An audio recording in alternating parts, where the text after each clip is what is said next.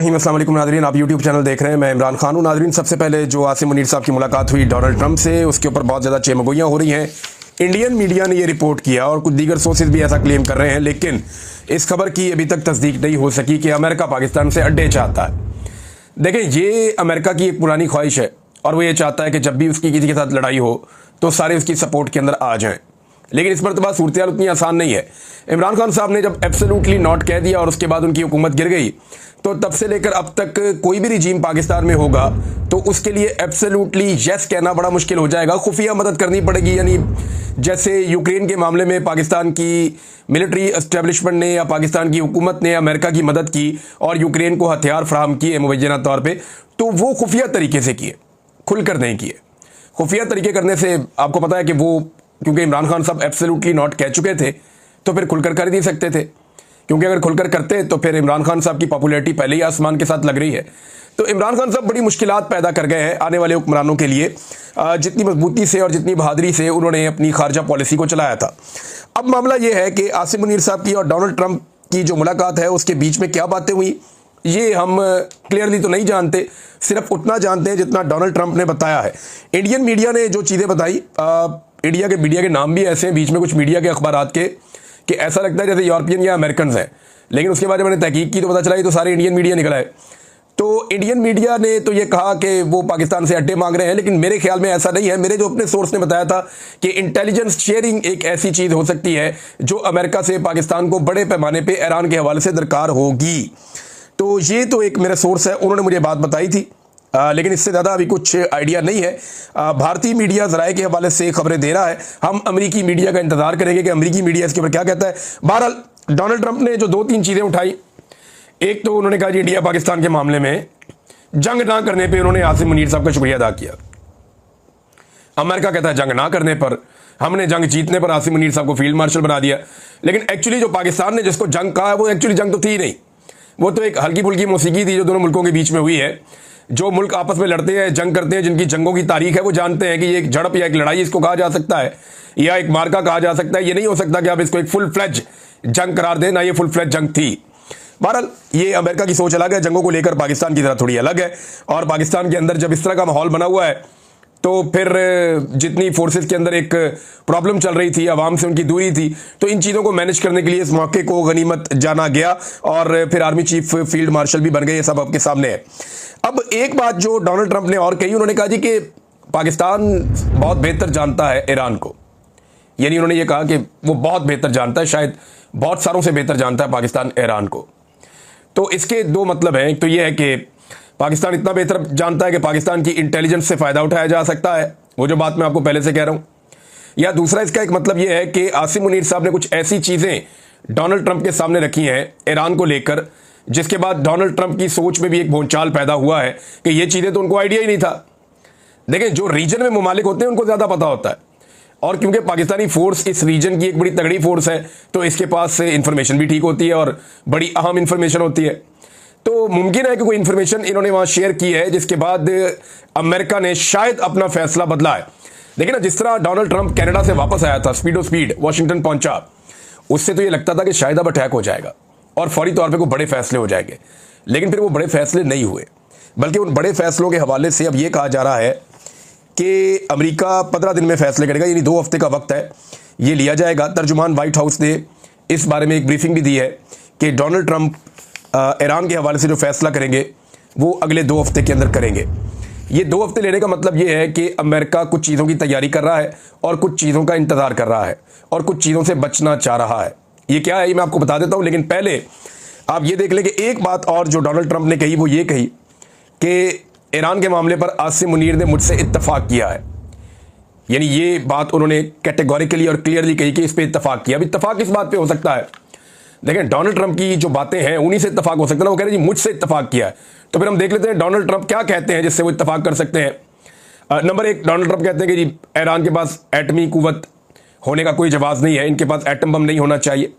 वो ये कहते हैं कि इनके जो मिसाइल प्रोग्राम है वो लॉन्ग रेंज मिसाइल इनके पास नहीं होने चाहिए। वो ये समझते हैं कि ईरान खित्ते में दहशतगर्दी फैलाता है और दहशतगर्द तंजीमों को सपोर्ट करता है उनके बकौल, तो ये ईरान का किरदार नहीं होना चाहिए। फिर वो ये समझते हैं कि ईरान के अंदर जो मौजूदा रिजीम है वो एक बहुत बड़ा खतरा है, तो रिजीम ही चेंज कर दिया जाए। ये सारी ऑप्शन है, या फिर ईरान को फौरी तौर पे एक ऐसे मुआहदे का हिस्सा बनना चाहिए जहां पे वो ये लिख कर दे दोबारा से, जैसा कि बराक ओबामा के दौर में लिख कर दिया था, उसी तरह ईरान ये लिख कर दे कि वो किसी भी किस्म का एटम बम नहीं बनाएगा। देखिए, अमेरिका दो चीजें चाहता है। टोटल सरेंडर का मतलब यह है कि आप एटम बम भी नहीं बनाएंगे और आप लॉन्ग रेंज मिसाइल्स भी नहीं बनाएंगे। मिसाइल के मामले पे ईरान नहीं मानेगा और उनको मानना भी नहीं चाहिए। लेकिन अभी जिस तरह की सूरत हाल का उनको सामना करना पड़ा, अगर उनके पास मिसाइल ना होते तो ईरान घुटनों पर आ जाता।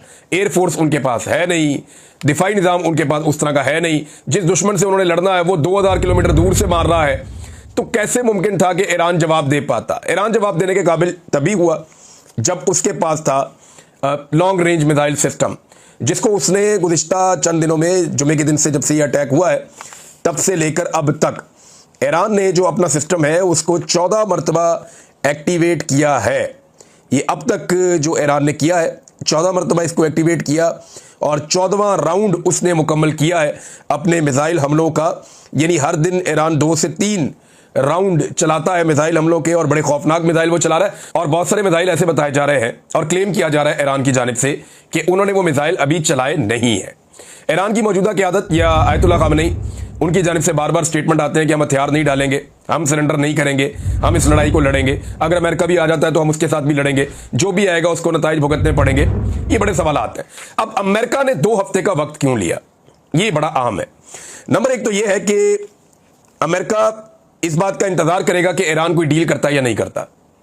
ईरान का टाइम भी तय पा गया, जिनेवा में मुज़ाकरात करने के लिए जा रहे हैं वो यूरोपीय ममालिक के साथ। बरतानिया, जर्मनी और फ्रांस ने उनको ऑफर किया था।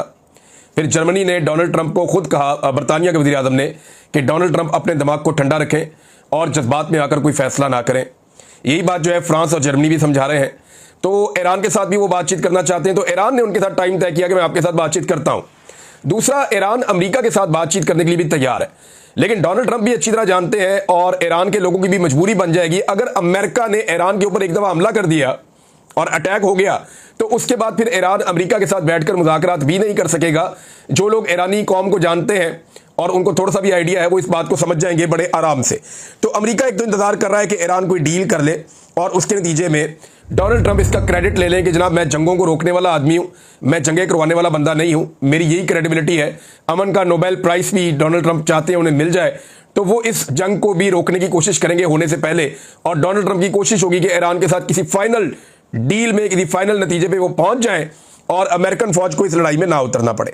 दूसरा, अमेरिका ने अगर लड़ाई में उतरना है तो उसको टाइम तो चाहिए होगा ना, उसको अपने हथियार पहुंचाने हैं, अपनी स्ट्रेटजी बनानी है और बहुत सारी तैयारी करनी है, बहुत सारा सामान पहुंचाना है, बहुत सारा सामान हटाना है। तो बहुत कुछ अमेरिका को करना पड़ेगा अगर उन्होंने इस लड़ाई में फिजिकली उतरना है तो उससे पहले। तो उसके लिए भी उनको लगभग 2 हफ्ते का टाइम चाहिए होगा। अच्छा, इसमें एक और चीज़ भी है, ये कोई लड़ाई सस्ती नहीं है, बड़ी महंगी लड़ाई है। इसराइल जो बम चाह रहा है ना कि अमेरिका वो बम मारे ईरान के ऊपर आकर, ये B-2 बम्बर से आके वहाँ पे बम्बारमेंट करे, ये कोई सस्ता काम नहीं है। ये तो $1.5 लाख फी घंटा इसका खर्चा है सिर्फ उड़ने का, जहाज़ का। और ये $2.2 अरब का, और बाद रिपोर्ट्स के मुताबिक ये $2.1 बिलियन का ये एक तैयारा है जब ये अटैक करने के लिए आता है। तो इतना बड़ा खर्चा क्या अमेरिका करेगा ईरान के ऊपर इस लड़ाई में, और क्या ये खर्चा करने के बाद उसके मकासद हासिल हो जाएंगे, बड़ा सवाल ये है। तो बात यह है कि अगर वहाँ तबाही हो भी जाती है या आयतुल्लाह ख़ामेनी को कत्ल कर भी दिया जाता है, तो फिर एक और आयतुल्लाह आ जाएगा, वो आकर सुप्रीम लीडर बन जाएगा। और हो सकता है कि वो मौजूदा सुप्रीम लीडर से ज़्यादा सख्त हो, या मौजूदा सुप्रीम लीडर ने जिस बंदे को चुना हुआ हो वो इनसे ज़्यादा सख्त हो। तो आप कोई अंदाज़ा नहीं लगा सकते, आप कुछ कह नहीं सकते कि आने वाले वक्त में फिर क्या होगा। तो अमेरिका इस लड़ाई से अवॉइड करने की कोशिश करेगा। एक चीज़ और भी है कि इन्हीं 15 दिनों में अमेरिका को यह टाइम भी मिल जाएगा कि ईरान के बहुत सारे मिसाइल जो है फायर हो जाए।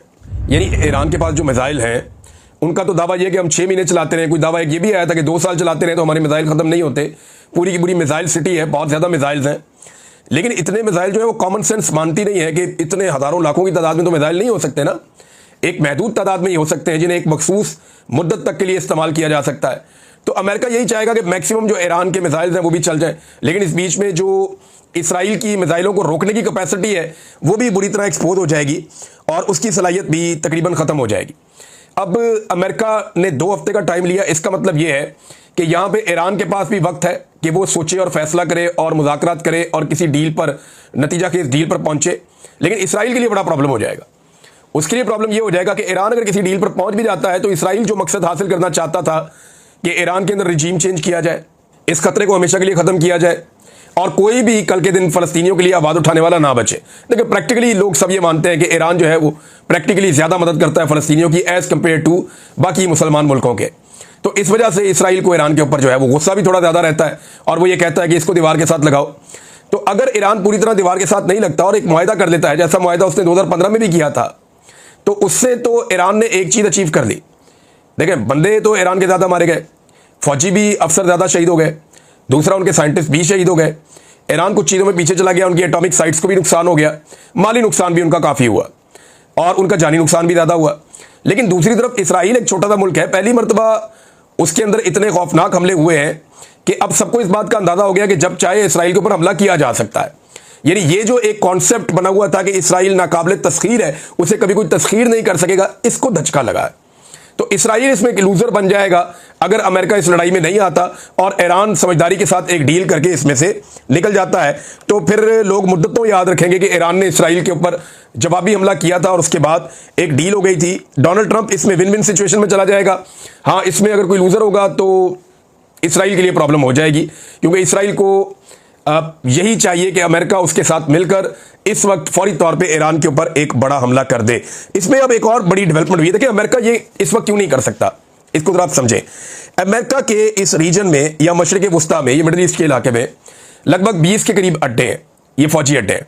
इनमें से 8 अड्डे इनके मुस्तकिल हैं, जैसे कि बहरीन हो गया, कतर हो गया, यूएई हो गया, सऊदी अरब हो गया, उर्दन हो गया, ये इराक में भी है।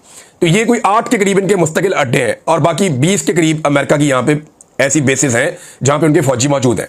फौजियों की तादाद जो है वो लगभग 40 से 50 हजार बताई जाती है, कंफर्मेशन नहीं आती, लेकिन 40 से 50 हजार फौजियों की तादाद बताई जाती है जो अमेरिकन फौजी इस रीजन में मौजूद है, मिडिल ईस्ट में।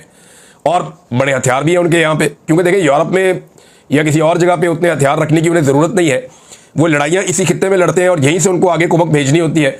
तो अमेरिकन वेपन्स भी, हथियार और बहुत सारी चीज़ें वो यहाँ पे इस खित्ते में मौजूद रहते हैं, उनके बैरी बेड़े भी यहाँ पे इस खित्ते में है। अच्छा, इनमें से बेशतर जो है वो ईरान के रेडार के अंदर है, यानी जहां तक ईरान अटैक कर सकता है उसके अटैक की रेंज के अंदर है। तो ईरान भी जवाबी हमला लाजमन है वो करेगा। अब इंटरेस्टिंग बात यह है कि जिन ममालिक में या जिन जिन जगहों पे अमेरिका के अड्डे मौजूद हैं, उन तमाम ममालिक ने ईरान के हक में इसराइल के खिलाफ एक मुश्तरका एलामिया जारी कर दिया। यह है वो सबसे इंपॉर्टेंट बात जिसको अभी तक हम डिस्कस नहीं कर रहे थे।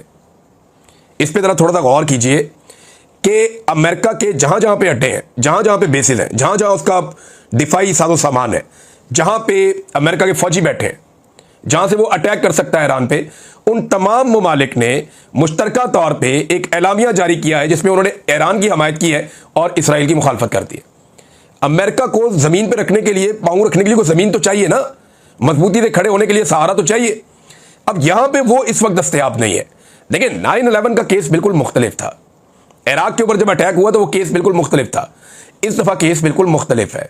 इस दफा जो अटैक है वो पूरी दुनिया कह रही है जी पहले इजराइल ने किया, बाद में ईरान ने किया, और ईरान खुद ये कह रहा है कि हम एटम बम नहीं बनाने जा रहे, हम तो बनाना ही नहीं चाहते, हमारा तो सिर्फ अपना मिसाइल प्रोग्राम है। और उसके अलावा वो ये कहते हैं जी हम अपनी तवानाई पैदा कर रहे हैं एटॉमिक बिजली घर बना बना के। अब इसके ऊपर रिपोर्टें भी आ चुकी हैं, IAEA की भी एक रिपोर्ट है, वो भी मैंने आपके सामने रखी, और CIA की एक रिपोर्ट है, उसके अंदर भी ये इस किस्म का इंकशाफ हुआ जिसे बाद में रद्द कर दिया गया। तो मामला ये है कि ये ममालिक ना सिर्फ जहां पे अड्डे हैं वो ममालिक एलामिया जारी कर चुके हैं, बल्कि एक और इंटरेस्टिंग बात है, 3 मुल्क ऐसे हैं जिनमें एक सऊदी अरब है, एक UAE है और एक कतर है। ये ममालिक लगभग कोई 2,500 अरब डॉलर्स यानी $2.5 ट्रिलियन के अमेरिका के साथ मुआहदे कर चुके हैं सरमायाकारी के। अब ये बहुत बड़ी रकम है, ये बहुत बड़ी अमाउंट है, और डोनाल्ड ट्रंप यहां से जेबें भर के वापस गए थे। आज से 1.5-2 माह पहले की बात है, जब डोनाल्ड ट्रंप ने 1.5 माह पहले दौरा किया सऊदी अरब का, कतर का, UAE का। ये डोनाल्ड ट्रंप का अपने मुल्क से बाहर निकलकर पहला दौरा था, और दौरा करके जब वो वापस गए तो आदादो शुमार बताए गए कि 2500 अरब डॉलर्स ये डोनाल्ड ट्रंप कमाई करके जा रहा है। यानी वो बहुत पैसा लेकर अरबों से अपने मुल्क वापस गया है और ये सरमायाकारी मुस्तकबिल में अरबों ने वहां पे करनी है। अब डोनाल्ड ट्रंप का यहां पे ना सिर्फ सरमायाकारी के मामलात है, इनसे ताल्लुकात के मामलात हैं, बल्कि उनकी बेसिस भी इन्हीं मुल्कों के अंदर है। तो इन मुल्कों की मंशा के खिलाफ डोनाल्ड ट्रंप एक तरफा कोई बड़ी फौजी कार्रवाई वो कर नहीं सकते, ना वो करना चाहेंगे। तो ये एक बड़ी इंपॉर्टेंट चीज है जिसे हम नजरअंदाज कर रहे थे, जिसके ऊपर हम बात नहीं कर रहे थे। यहां पे चीनी सदर का एक बयान भी आया, वो भी बड़ा इंपॉर्टेंट बयान है। लेकिन चीनी सदर ने बातचीत की है पुतिन के साथ, यानी शी जिनपिंग की बात हुई है पुतिन के साथ जो रशिया के प्रेसिडेंट हैं, और इसमें दोनों रहनुमाओं ने इसराइल के ईरान पर हमलों की मजम्मत की है, मशरिक़ वस्ता की सूरत हाल पर तबादला ख्याल किया है, और दोनों फ्रीकैन से, खास तौर पे इसराइल से मशरिक़ वस्ता में फौरी जंगबंदी का मुतालबा किया है। अच्छा, इन्होंने अपनी रिपोर्ट के अंदर एक चीज बताई कि शी जिनपिंग जो है उन्होंने कुछ तजावीज़ दी हैं, और वो जो तजावीज़ है वो बहुत इंपॉर्टेंट है। अच्छा, रूसी सदर ने टेलीफोनिक गुफ्तगू में शहरियों के तहफ़्फ़ुज़ पर भी जोर दिया और इसराइल और ईरान से मुतालबा किया कि वो दूसरे ममालिक के शहरियों के इनखला में मदद फराहम करें।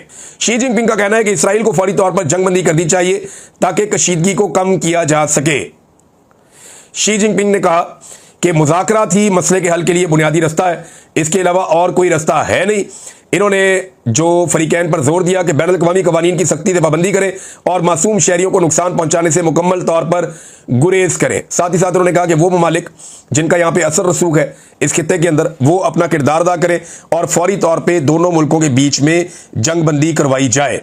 अब ये है जनाब एक इंपॉर्टेंट चीज़। नाज़रीन, एक चीज़ मैंने और आपके सामने रखनी है, और ये बयान है ईरान के साबिक वफाकी वजीर का। उन्होंने कहा कि ईरान फैसला करेगा इस जंग को ख़त्म कैसे करना है। ये जवाद ज़रीफ ने ये स्टेटमेंट दिया है, ये साबिक वजीर खारजा हैं ईरान के। उन्होंने कहा जी इमारतें गिराई जा सकती हैं मगर इल्म कभी तबाह नहीं किया जा सकता, ख़ास तौर पर जब 9 करोड़ मुहिब्बे वतन और मुखलिस लोग मौजूद हों। ईरान ने ये जंग शुरू नहीं की मगर यकीनन फैसला ईरान ही करेगा कि इस जंग को कैसे ख़त्म किया जाना है। ये जनाब स्टेटमेंट आया है ईरान की जानिब से। वक्तन फ़वक्तन चीज़ें आ रही हैं, मैं आपके साथ शेयर करता चला जा रहा हूँ नाज़रीन। लेकिन अभी मैंने आपसे एक इजाज़त लेनी है, और वो ये है कि हो सकता है कि अगले 2-3 वीलॉग आप ना सुन सकें। मेरी एक छोटी सी सर्जरी है, एक छोटा सा ऑपरेशन है, पेंडिंग था, तो मैं ये उसकी वजह से हो सकता है कि 1-2 दिन आप ये मेरी वीडियोज़ ना सुन पाएँ। तो दुआ कीजिएगा अल्लाह ताला से, अल्लाह ताला ही सेहत देने वाला है, अल्लाह ताला ही हमेशा मदद करने वाला है। अब तक के लिए इतना ही, अपना ख्याल रखिएगा, अपने इस चैनल का भी। अल्लाह हाफ़िज़।